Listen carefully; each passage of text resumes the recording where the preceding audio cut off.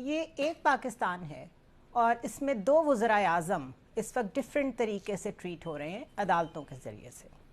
ایک عدالت ہے اسلام آباد ہائی کورٹ جس نے ایک وزیر اعظم کو العزیزیہ اور ایون فیلڈ ریفرنس میں جس میں وہ سزا یافتہ ہیں اس میں ان کو ریلیف دے دیا ہے اور ان کو اپیل کا حق دے دیا ہے، جس کے بارے میں بہت عرصے سے بحث جاری تھی، ہوگا نہیں ہوگا.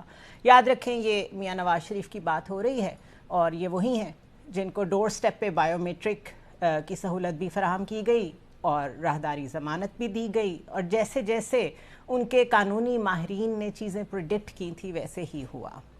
دوسری طرف ایک ایسے وزیر اعظم ہیں جو کہ چیئرمین ہیں پی ٹی آئی کے، اور ان کے اوپر ابھی ایک کیس چل رہا ہے، سائفر کیس کی میں بات کر رہی ہوں، اور اس کی خبر سیم ہائی کورٹ اسلام آباد ہائی کورٹ کے چیف جسٹس عامر فاروق نے درخواست ضمانت مسترد کرنے کا فیصلہ دیا ہے، اور اس میں ابھی وہ ملزم ہیں.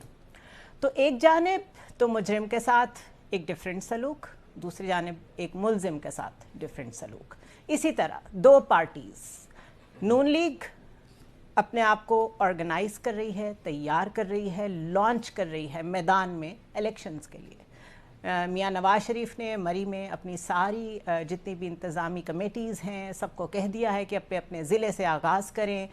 مریم کو، حمزہ کو، شہباز شریف کو الگ الگ جگہوں سے لوگوں کو موبلائز کرنے کا کہہ دیا ہے. اور دوسری طرف چیئرمین پی ٹی آئی کی پارٹی کسی جگہ کوئی جلسہ، کوئی کارنر کنونشن کچھ نہیں کر سکتی. ابھی یہ باتیں بھی ڈسکس ہو رہی ہیں کہ کیا وہ الیکشنز میں ہوں گے یا نہیں ہوں گے.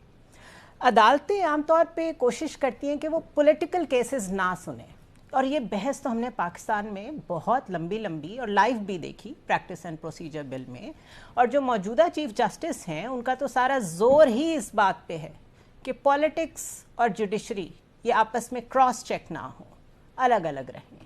لیکن انہی کے ہوتے ہوئے یہ سب کچھ بھی ہو رہا ہے. ایک جج صاحب جو ہیں ان کو مظاہر علی نقوی، ان کی وہ آڈیو ویڈیو جس کے اوپر خود ایک ججمنٹ موجود ہے کہ یہ ایڈمیسیبل ایویڈنس نہیں ہے، اس کی بنیاد پر ان کو سپریم جوڈیشل کاؤنسل میں بلا لیا گیا ہے.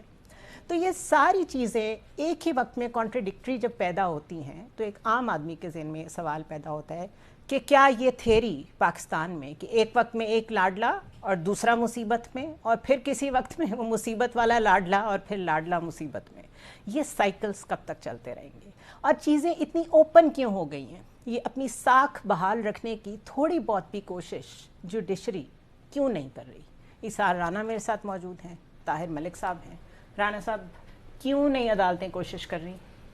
کچھ نہ کچھ تو ساکھ بحال رکھنی چاہیے. اتنا آبویس چیزوں کا ہونا، اور جسٹس عامر فاروق میں تو خاص طور پہ جو پی ٹی آئی کہہ رہی ہے کہ ہمیں اعتبار ہی نہیں ہے، تو وہ کیوں ان کا کیس سن رہے ہیں؟ دوسری جانب مظاہر علی نقوی کے ساتھ کچھ اور ہونے جا رہا ہے.